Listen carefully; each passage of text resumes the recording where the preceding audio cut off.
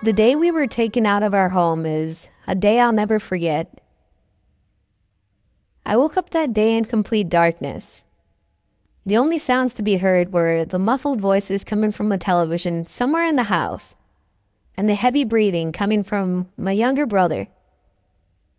He was still asleep. His body was not yet used to the near constant darkness.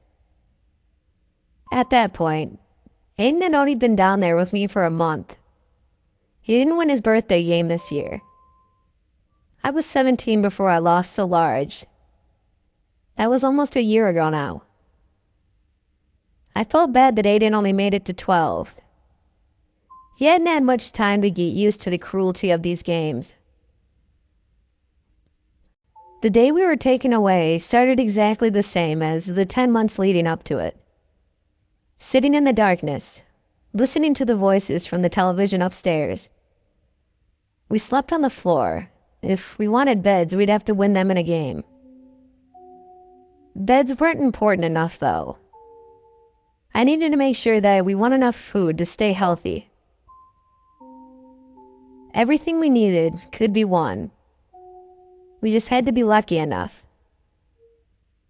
It didn't used to be like this. Everything was fine before the stakes were raised. Mother always liked game shows. It was a fact that we knew since birth. We didn't horse around while she was watching her shows. You didn't yell, and you didn't interrupt. We weren't surprised when our lives started to share characteristics with our mother's obsession. It all started with the basic chore wheel. Better rewards for harder chores. Around the time I was 14 was when the game started to change. Mother seemed to be at her limit with trying to discipline us and decided to add a discipline wheel. My older sister called it the Wheel of Misfortune, and the name stuck. Savannah was only a year older than me, and we managed to get along pretty well. It was hard not to be close and protective of each other when our only parent acted insane over the smallest of things. The wheel had restrictions. You had to be at least 10 years old to play, and that saved Aiden a couple years of participating. Whenever we made the smallest of errors, the wheel came out, and we spun to learn the consequences of our actions. Some of the consequences were intensely harsh, and they grew worse as time passed.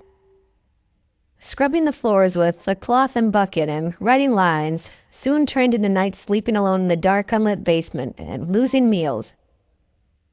Savannah lost it around the time that physical punishment came into play, and with her outbursts about things being unfair came a new wedge in the board. Isolation.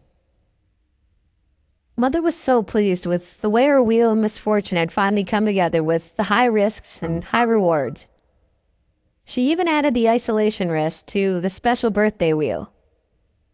That one offered the opportunity to have a chore and punishment-free day, the meals of your choice for a week, and regular birthday treats. It also offered the risk of isolation and separation. Separation was what Mother called sending us to the dark, cold, and damp basement. We'd go blanketless on the cement floor for however long our separation prize said.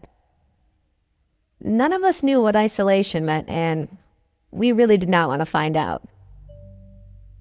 Aiden had never even spun the wheel when Savannah hit the isolation wedge.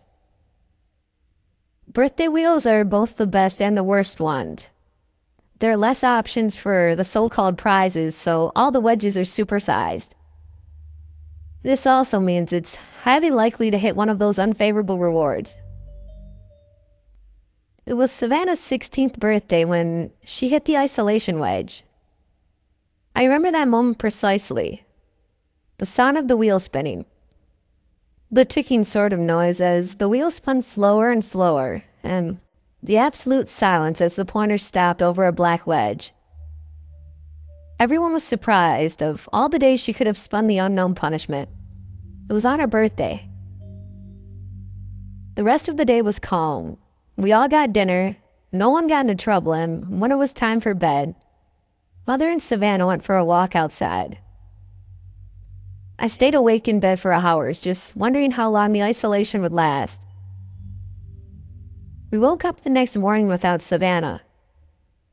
Mother told us she shipped her away to our grandmother's farm to deal with her unruly behavior. That day, Mother gave Aiden and I each a gift. Mine was a key on a necklace, identical to the one my mother had been wearing around her neck all morning. Savannah never came home, and we never dared to speak out against our mother and risk even worse punishment. Things went on like that for a while, and Mother continuously found new reasons for us to spin the wheel. A few months before I turned 18, I lost big on the wheel. Mother had set it up with severe risk because I had gone to bed without putting away dishes the night before. My prize was a year in separation with the bonus benefit of being allowed to spin the wheel for supplies once a day. I was allowed out of the room to do chores, but most of my time was spent sitting on the cold, wet floor in the basement. When I won the right to it, I received meals, but I had gone days at a time without eating while down there. When you're in separation, physical punishment is much more frequent since no one will ever see the evidence. Schools were called and told that whichever child was visiting a sick relative across the country and would be out for a while. Apparently, Mother had told everyone that I had gone to live with my father, a man who I had never met or heard of. I suppose it makes sense for how long I was supposed to be away. I tried screaming the first few nights of my extended separation, but that didn't get me far. Our house is nearly a mile away from the neighbors. Everything around was just field and swamps. Mother didn't appreciate the screaming, and they gave me several nights of bruising and bleeding. 3/4 of the way through my allotted time was when Aiden lost large. It was his 12th birthday, and he didn't get the best prize. I was in shock when Aiden ended up in separation that same night. He only had 30 days. The day we were taken was the day his separation ended. That was the last day I ever woke up in the darkness. The last day I woke up to him breathing heavily across the room. Mother let him out, and not long after this is when it happened. Aiden was going to be going with my mother to the grocery store, and I would be staying locked in the frigid basement. They were loading the groceries into the car when he did it. He ran, likely fearing that these punishments would have him disappear like Savannah had. Mother didn't waste time dealing with the open trunk and half-cart of groceries. She immediately got in the driver's seat and followed him. He didn't even make it out of the parking lot before we gave up and got into the car. When he joined me in separation that afternoon, he told me that he was afraid she would run him over with the car if he had kept running. Only minutes after he had come into the basement, Mother brought down the wheel and a light. Aiden spun isolation, and Mother quickly ran upstairs.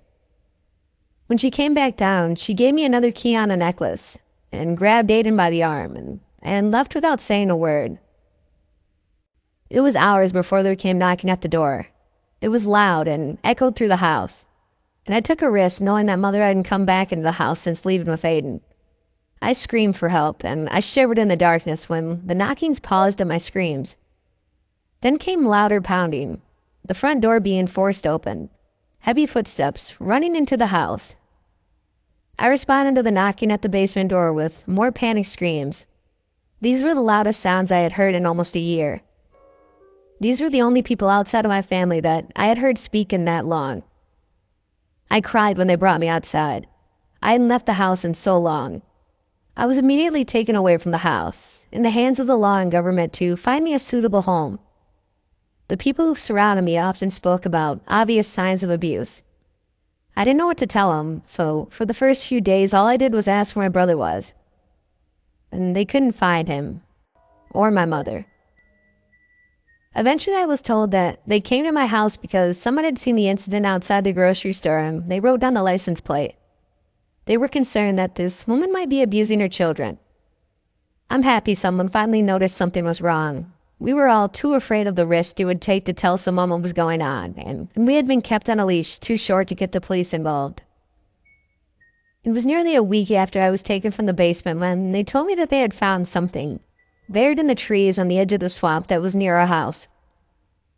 2 large trunks were hidden there. but no keys were found in our house. When the boxes were pried open, they found the bodies of my siblings. If the trunks had been found sooner, Aiden would have survived. Or if he hadn't tried to run, he wouldn't have been sent there. I was told that they had both suffocated, buried alive. That's what happened. My mother is yet to be found. My siblings are dead, and every day it haunts me to know that I was wearing the keys to my siblings' coffins while there was still time to save them.